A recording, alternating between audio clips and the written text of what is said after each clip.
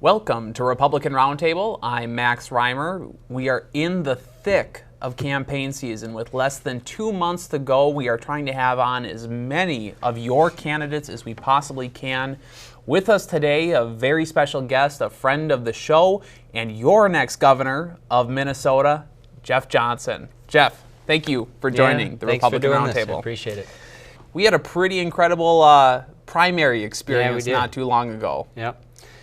How have things changed between what you were doing in the primary and now what you're doing focusing on the general election November 6th? Yep, so we are almost halfway through that period, the general election period. It's been just about 6 weeks since the primary, and we have 6 weeks left before the general.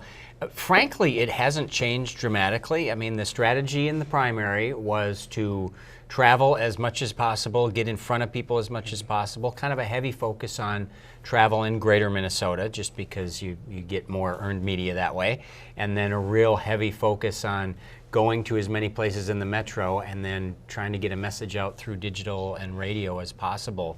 And the message hasn't really changed all that much. The message I used in the primary to win it was about changing the status quo. It was about fundamental change to the culture and the attitude in our state agencies. It was about letting people keep more of what they earn. That's not a real partisan message, and we are finding that people all over the state of Minnesota, whether they are Democrats or Republicans or anything in between, they're interested in that. So it's been really good. For some of our viewers at home, who is Jeff Johnson? What is your background? What led you to run for governor after running for it in 2014? Describe yourself to us a little bit for those who might not know who you are at this point. So I was born and raised in Detroit Lakes, Minnesota. My wife Sandy is from Crookston. We went to college together in Moorhead. So I am a child of northwestern Minnesota. I spent a few years away in Chicago and DC, and now we've been in Plymouth for probably 25 years. We have 2 teenage boys. Thor is in college, Rolf is in high school.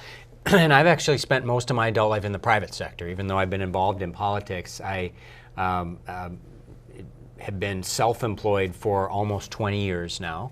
And during that time of self-employment, I also served 3 terms in the House, and now I'm in my 3rd and final term on the county board, and Hennepin County Board. And I got in this race almost a year and a half ago now. Wow. And it was really for, a pretty straightforward set of reasons: to allow people to keep more of what they earn to spend on their own families or on their own small businesses, to make government actually accountable to people again. We have completely lost that in Minnesota the last 8 years. There is no accountability whatsoever from a lot of what's going on in state government. And then to change the culture in our state agencies, or at least some of our state agencies, from that of controlling and directing and helping us all make better decisions about our own lives, to actually serving the people who pay their salaries. And we've lost that in Minnesota too. On the campaign trail, are you hearing any specific issues that you've been surprised by? There are always kind of these crazy little side issues that pop up, but the only issue that has surprised me by its volume has probably been the legalization of recreational marijuana. Now, it doesn't surprise me that it came up, but it does surprise me the number of people who talk about it. And frankly, it's people on both sides of that issue. It's not just the pro side. We're tending to hear a lot from the negative side as well, of people who now are becoming concerned about that. So otherwise, it is kind of your typical issues. Healthcare comes up more than anything else. People are scared to death about their healthcare in this state. Taxes comes up, spending comes up. People are worried about their jobs. Immigration is a big issue, and those are K-12 education, and those are the ones that always poll at the top of the list. So no big surprises there. Let's touch on healthcare for a little bit, because I'm always interested. It is certainly an issue in a number of different ways.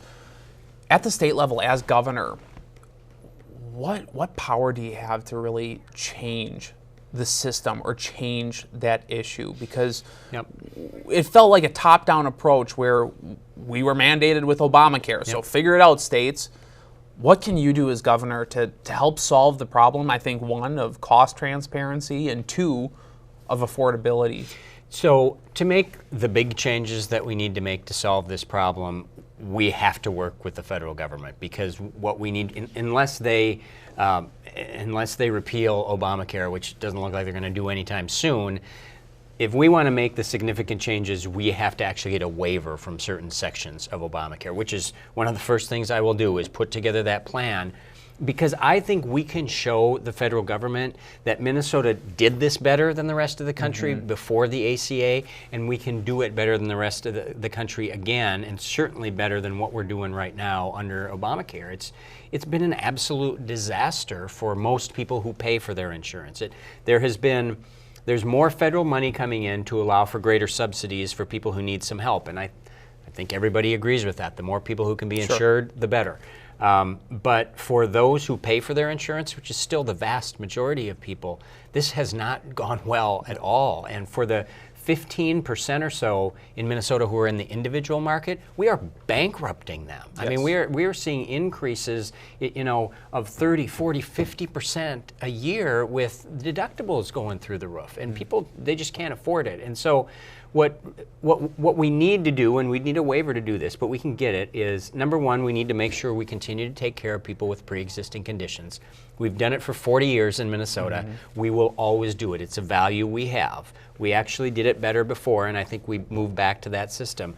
But then, with respect to everybody else, we've got to force more competition against the insurance companies. So it means allowing small groups of people to pool their resources and form essentially their own insurance policies, whether it's a group of farmers or a group of small churches or a group of small businesses. They can't do that right now. We should allow them to do that. I think we should start rolling back some of the mandates that we put on policies, so that if people want a little more of a flexible benefit package, government can no longer tell them you can't do that because we know better. I actually think that they probably know better.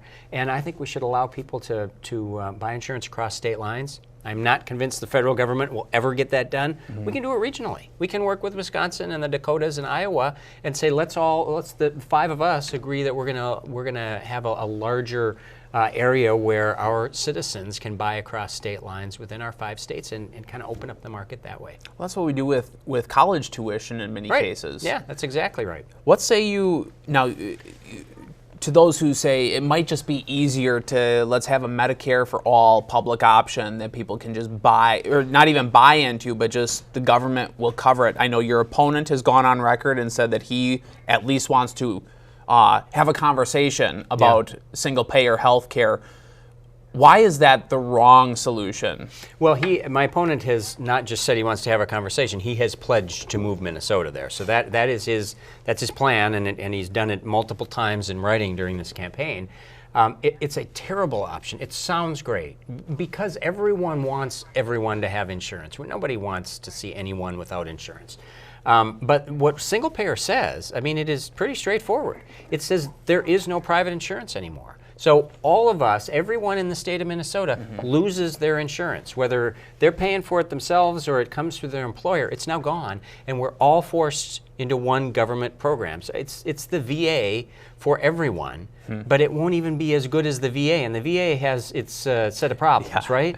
But it won't be as good at that because now we've expanded it to such a huge level, and you can look at other countries.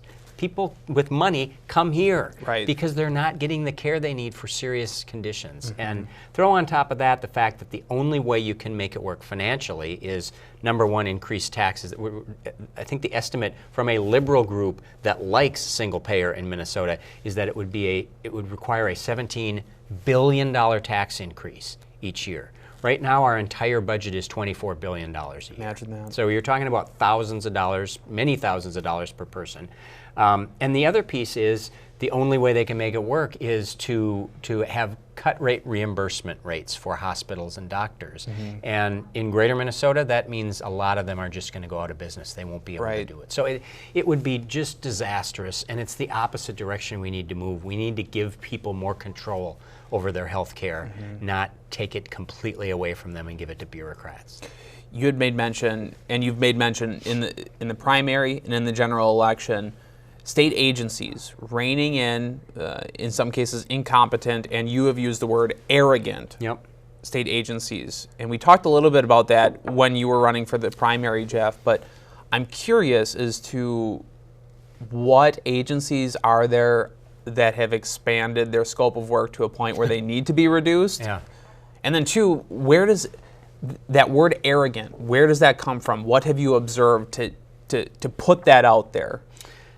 I'm trying to decide where to start. Okay. I will start with the DNR. And not every, so many sportsmen and sportswomen that I talk to are so frustrated with the DNR because they see an arrogance there. The DNR is making really important decisions about the deer herd, for example, or fisheries. Lake Mille Lacs would be the best example of that, but it's not the only example, that really affect people. They affect hunters, they affect anglers, they affect businesses around Lake Mille Lacs, for example, and they're frankly going out of business because of their decisions.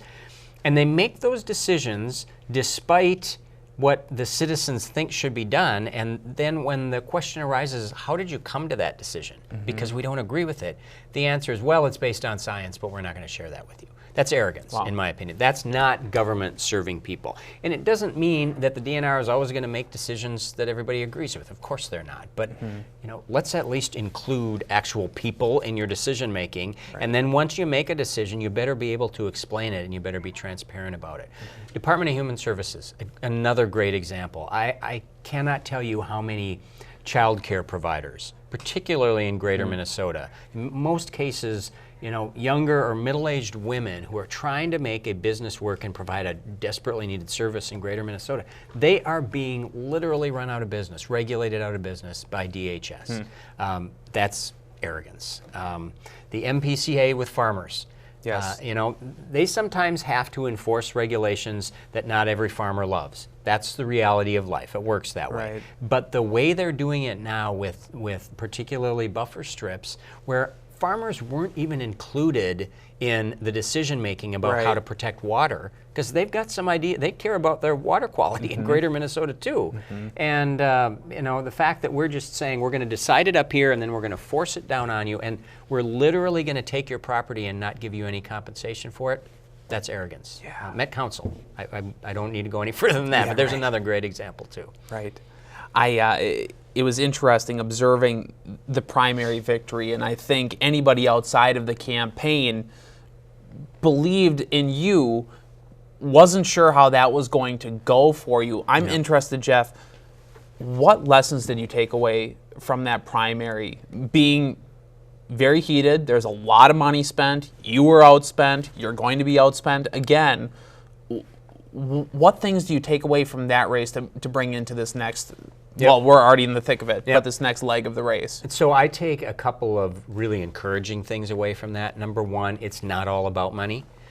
Money matters, and we actually won't be outspent. I will spend as much or possibly more than Walls because he's spent so much already compared to what we have, and we have spending limits. Okay. The outside money, that's a little bit tougher. I'm already getting pummeled on TV with a false ad about healthcare, and we'll probably get outspent by the outside groups, but it is what it is.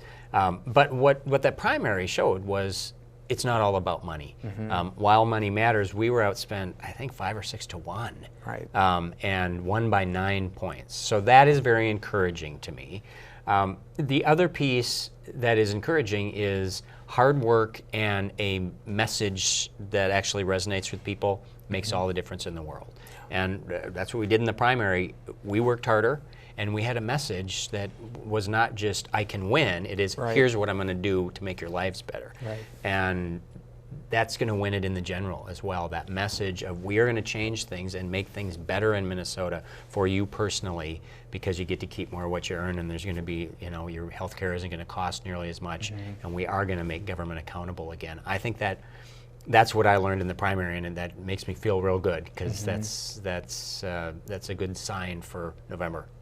I actually feel bad for your opponent in certain ways. It's good for us, but it seems to me that he has veered so far left in some of his proposals or what he's even comfortable with on a normal day if he wasn't running for governor.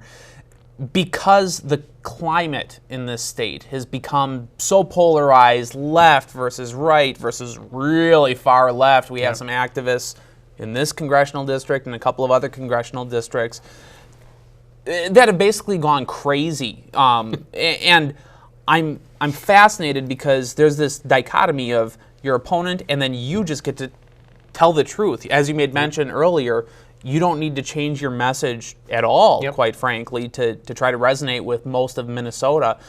I'm curious, Jeff, how do you view Minnesota as a political climate? What kind of things do you observe on the campaign trail that either give you hope or make you question what you're doing? Because it seems to me that everyone's guessing at this point. Yeah, it's so unpredictable right now. Obviously we see that at the national level. If anybody who tries to suggest they can predict how including polls are worthless. I mean, polls in the primary said I was down 20 points like 3 or 4 days before the election. I won by 9. So I totally ignore polls because people either they don't answer or they don't answer honestly or they have fun with it. So it's unpredictable. But what I could say about politics and Minnesotans, what I've learned is that Minnesotans are extremely common sense. And I think I think every year they move a little bit further away from traditional party labels. It's still there for some, but I think more and more people are willing to set aside the party label and say, who's making the most sense here? Who is actually going to number one, who has policies that are actually going to make my life better and make Minnesota better, and number two, who do we believe is actually going to do it and who's just, blowing smoke. And I think that's a big advantage for me in this election because Tim Walz, my DFL opponent, he's promising everything to everyone. We've started to compile all of the promises he's made over the last year, and we're at close to $20 billion in promises and in a $24 billion budget. That's an increase. As an increase on top of what's already there, which obviously would be ridiculous from a tax perspective. And I tend to just tell people what I really think, and sometimes it's not what they want to hear because I don't believe you should promise things if you don't know that you can keep those promises. That's common sense, and I think that is what I'm seeing around the state. People are willing to pay taxes in this state. Nobody wants to be Mississippi. Right. They'd move to Mississippi. But they also don't really want to be the third or fourth or second highest tax state in the country.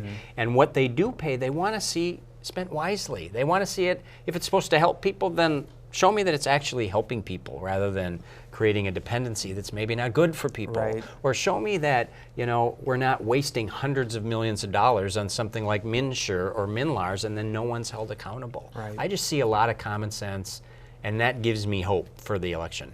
Yeah, you talking about polls, obviously we don't need to pay attention to them, but this last one that I did see, it was just funny to even look at it because it had you down 7 points. You're pretty accustomed to polls telling you those things. Yes, I am. But all the issues, Jeff. Yes.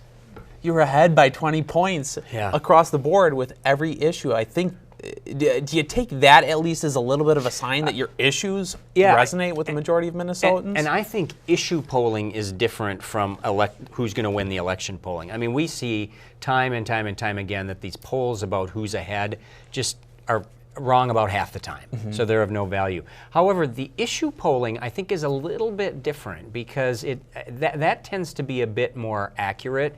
I think people tend to be a bit more honest about that, and you've got your strong feeling about an issue, but maybe you haven't really decided on which candidate falls where. And what we're seeing from the polling that is out there is that the positions that my opponent has taken on the most important issues are really out of step with Minnesota. On taxes, he has promised to raise the gas tax 35% as a starting point, he says. That's not popular with Minnesotans. Right. We actually believe we're already overtaxed.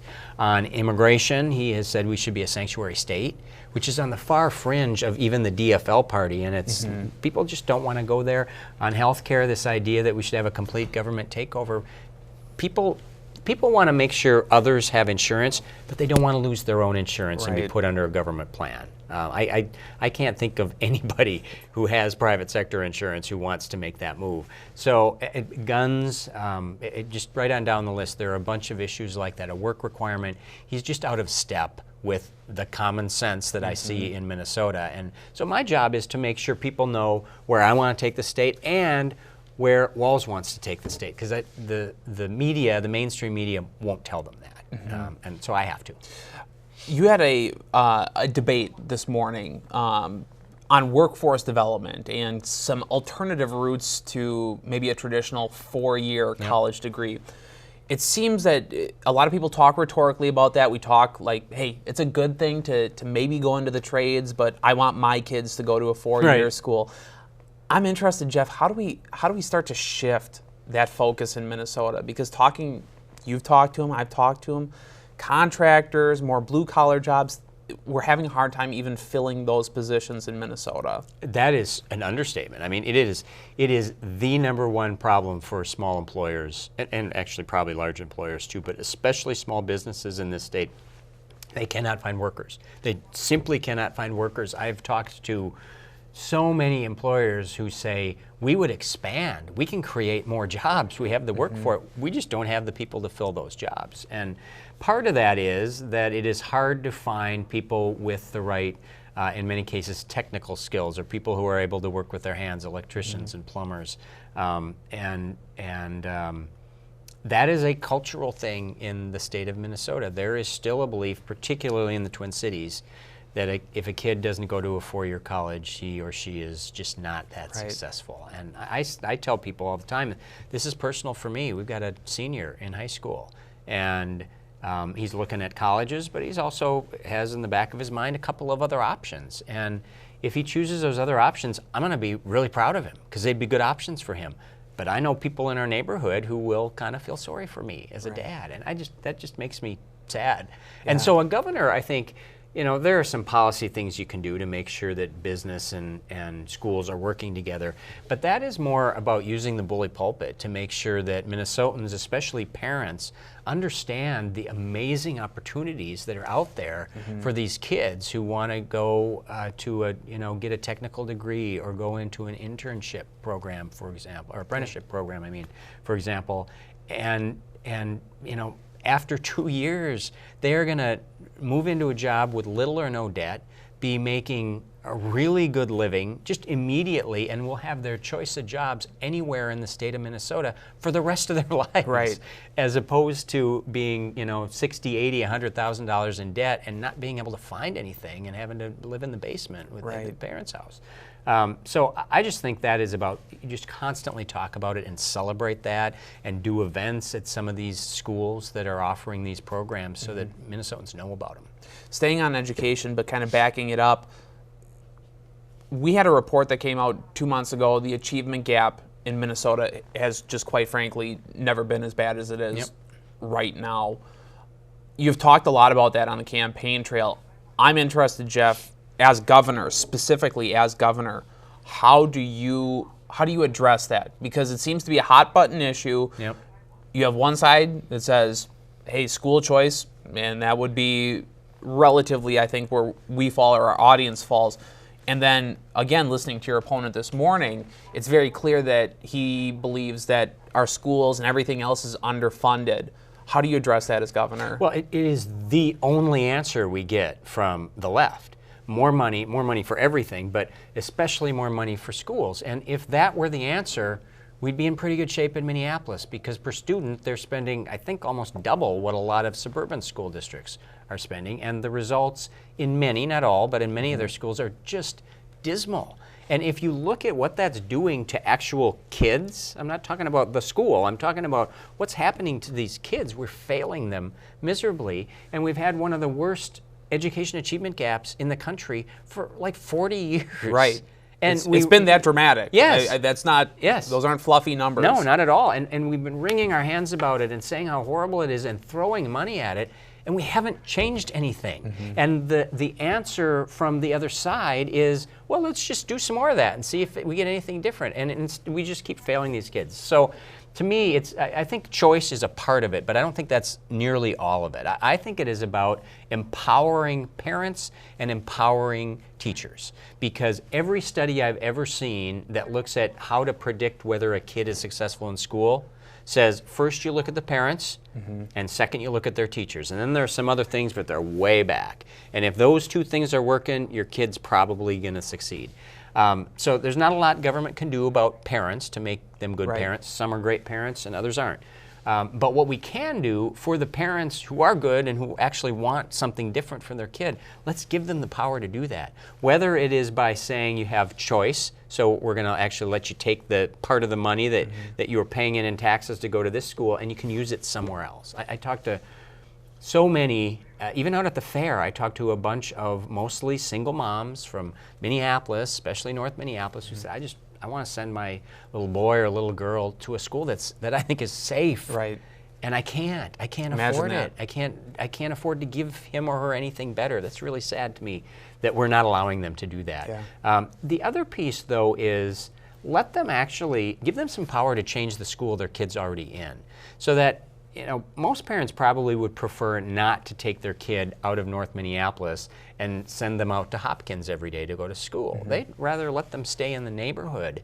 But they feel powerless in the schools that their kid is at. And there are, I talk about the parent trigger a lot, and I won't go into detail, but several states have tried this, mostly more liberal states, California, New Jersey, that actually empowers parents to change the school that their kids are in if that school is failing them. And I think we try it. And you know what, if it doesn't work, then let's try something else. But we cannot just keep failing these kids the way we have been. And, you know, just once again, every single year when these terrible numbers come out saying, oh, look at how bad that is. We got to do something about that. Enough of that. Right. It's just talk. It is. It's just talk. Jeff, with the last minute and a half here, this might be the first time some people are seeing you. We're on cable access, which is an immensely popular form of media. I say that tongue in cheek. But this might be the first time. It might be the last time that people see you before they cast their vote in November. Why should people vote for Jeff Johnson? If you are looking for three things, I always go back to three things. And if you're looking for these three things, then I am your candidate. If you want to keep more of what you earn to spend on your own family, or if you're a small business owner to spend on your own business, or if you are looking for some accountability in your state government, so that when things like MNLARS, or, well, first of all, things like MNLARS, I'm sure, don't happen, but if they do, someone's actually held accountable and we fix them rather than continuing to pump more money in and never fixing them. Or if you are looking for a change in the attitude of our state agencies, the DNR, the Department of Human Services, the Met Council, so that they understand that their job is to serve us rather than control us and direct us, then I am your guy, because that is what I will wake up every single day to do as governor. And I would just ask people to take a close look at the website, johnsonforgovernor.org. You can send us a message there. I actually get them and we respond to them, and would love their support. Very good. Commissioner Jeff Johnson, our next governor of Minnesota, thank you so much for Max. joining the Republican Roundtable. Appreciate it.